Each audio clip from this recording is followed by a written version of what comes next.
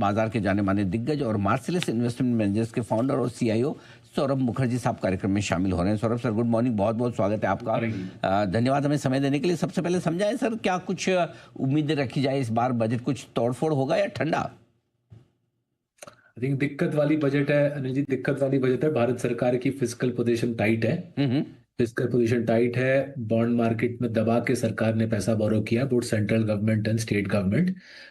Budget deficit पे upward pressure है। तो मेरी जो उम्मीद है कि FY 27 में भारत सरकार अपने कैपेक्स की अमाउंट घटाए और टैक्स कट्स की तरफ चले। जो मिडिल क्लास टैक्स कट रही है FY 26, आई थिंक वो सबसे बड़ा सक्सेस रहा है। FY 26 बजट का मिडिल क्लास को 12 लाख के नीचे जो कमाते हैं उनको राहत दी गई थी। मेरे ख्याल से वो अच्छा कदम था, उसका फायदा दिख रहा है इकोनॉमी पे। वैसी और टैक्स कट्स की उम्मीद है FY 27 में। लेकिन जाहिर है, अगर सरकार के डेफिसिट पे दबाव है तो अगर टैक्स कट देनी है तो खर्चे कहीं पे काटने पड़ेंगे। और उम्मीद है कि खर्चे सरकार कैपेक्स के क्षेत्र में भारत सरकार कैपेक्स का रिडक्शन करेगी। एंड अगर ये दोनों चीजें दिख गई, lower taxes and lower capex, मेरे ख्याल से उसको एक अच्छा बजट ठहराना चाहिए। ठीक बात है, कैपेक्स भले घट जाए लेकिन टैक्सेस कटे तो ये ज़्यादा बेहतर होगा।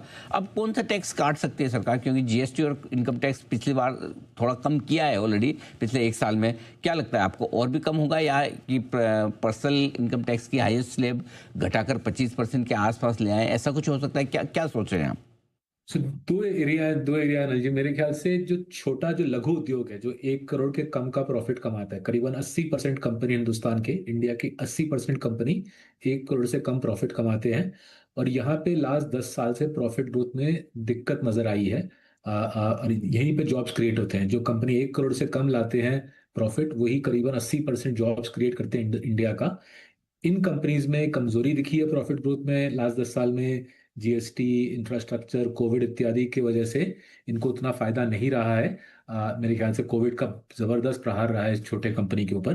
तो 1 करोड़ के नीचे जो कंपनी प्रॉफिट कमाते हैं, मेरे ख्याल से वहां पे अगर टैक्स ब्रेक दी जाए तो employment generation, job creation, capex, ये सारी जो अच्छी चीजें हैं उनको प्रोत्साहन मिलेगा।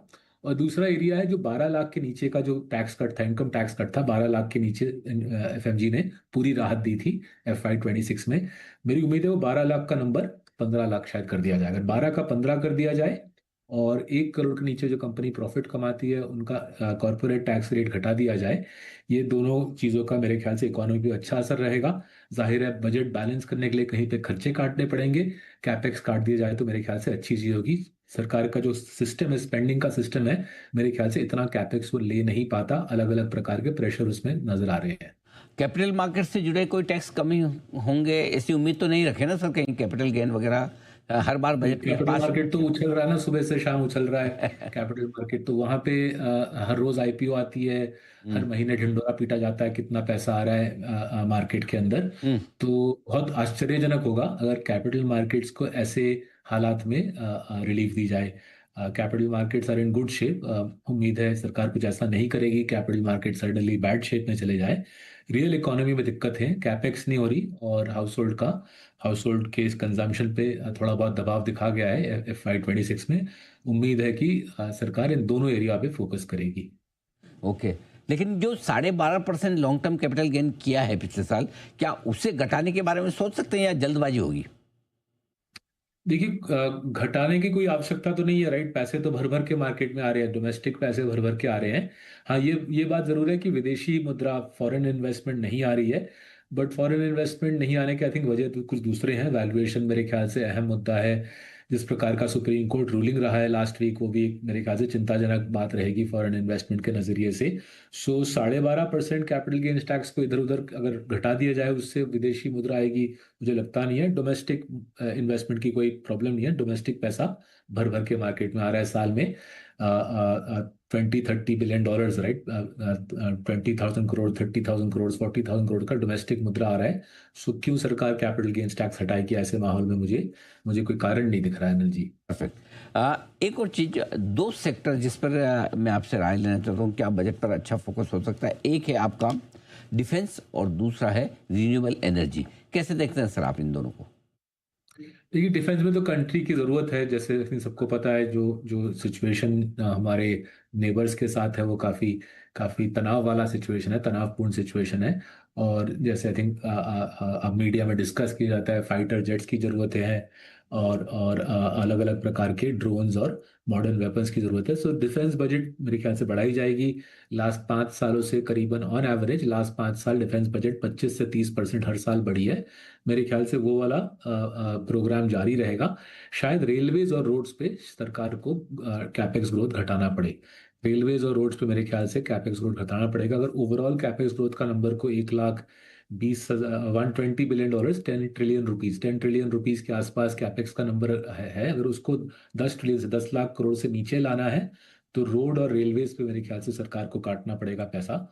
डिफेंस पे तो given the geopolitical situation defence पे पैसे काटने की उतनी उम्मीद नहीं है। हम्म। सो डिफेंस पे मेरे ख्याल से फोकस बरकरार रहेगा।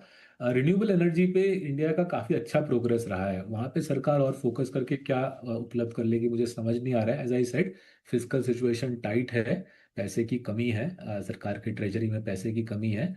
तो जहाँ जहाँ पे भी कटौती हो सकती है, renewable energy would be one such area. वहाँ पे कटौती हो सकती है तो फायदा रहेगा मेरे ख्याल से सरकार को। कोई एक चीज ऐसी कर दे जिससे आप कहेंगे कि ये बजट बहुत अच्छा है, एक चीज ऐसी कर दे जिससे कहेंगे कि बेकार हो गया, बजट खराब है एकदम। आई थिंक अगर 12 लाख 15 लाख के नीचे कमाने वाले लोगों का टैक्स जीरो कर दे, इनकम हम्म। टैक्स जीरो कर दे। हम्म। 15 लाख से नीचे कमाने वाले लोगों का इनकम टैक्स जीरो कर दे, आई थिंक काफी पावरफुल बजट रहेगा। ओके। और खराब किस, खराब एकदम। और कैपेक्स की और बढ़ोतरी हम्म। और कोई टैक्स कट नहीं। टैक्स अगर कोई भी लेकिन टैक्स कट लेकिन नहीं आया सौरभ तो सर, लेकिन आमतौर पर लोग पसंद करते हैं कि कैपेक्स होगा तो थोड़ा इकोनॉमी की ग्रोथ बढ़ेगी, प्राइवेट सेक्टर का भी इन्वेस्टमेंट आएगा, सरकार भी डालेगी। वो आई थिंक उनकी सोच में दम दम है। हाँ द हाँ। ओनली थिंग इज 10 साल पहले वैसी सोच वाजिब थी ओके। कि भारत सरकार को कैपेक्स बढ़ाना चाहिए। अब we now had 6-7 years of 6-7 साल लगातार भारत सरकार ने कैपेक्स बढ़ाई है, करीबन 25 से 30% प्रति वर्ष बढ़ी है। राइट। और उससे दिख रहा है कि सरकार की डेट टू इक्विटी 80% के ऊपर चढ़ी गई। भारत सरकार का total debt hmm. Divided, sorry, debt to equity, debt to GDP, total debt divided by GDP 80 के ऊपर आ गया है। बॉन्ड मार्केट में हर 2-3 महीने बाद दिखता है बॉन्ड मार्केट में भारत सरकार को पैसे उठाने में दिक्कत आ रही है। बॉन्ड मार्केट बोल रहा है और हमको ऊंचा ब्याज दर दीजिए, नहीं तो पैसे नहीं देंगे। तो मेरे ख्याल से चिंताजनक सिचुएशन है कि सरकार का डेट इस पैमाने पे आ गया है कि बॉन्ड मार्केट में यील्ड्स ऊपर जा रही है। और सोचिए, यील्ड ऊपर जा रही है आरबीआई के रेट कट करने के बावजूद। आरबीआई ने 2025 में 1.25% ब्याज दर घटाए, उसके बावजूद भारत सरकार के बोरोइंग कॉस्ट में कोई कमी नहीं दिखी। एंड ये सिचुएशन सजेस्ट करता है कि सरकार को बोरोइंग घटाने की आवश्यकता है। अगर बोरोइंग घटानी है तो कैपेक्स काटना पड़ेगा। परफेक्ट। तो ये है आपके लिए पूरा का पूरा एक्शन। आइए इसी के साथ धन्यवाद देंगे सौरभ सर को। बहुत बहुत शुक्रिया सर, आपने समय दिया और विस्तार से इस पूरी बजट के मामले पर आपने अपनी राय हमारे दर्शकों के सामने रखी। आइए